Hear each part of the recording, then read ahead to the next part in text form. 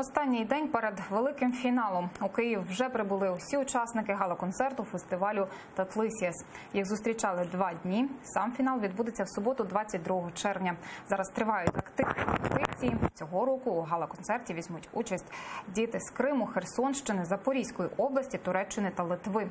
Для учасників підготували численні майстер-класи, а напередодні ввечері вони зустрілися з переможницею Євробачення Джамалою. Нравится ее творчество, популярность, ее исполнение, голос. Хочется увидеть, сфотографироваться. Джамалу. Она мне очень нравится, красивый, мощный голос.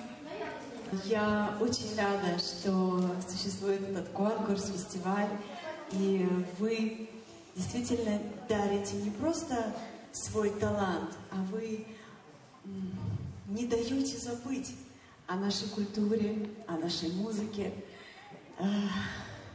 Как будто Крым ко мне приехал.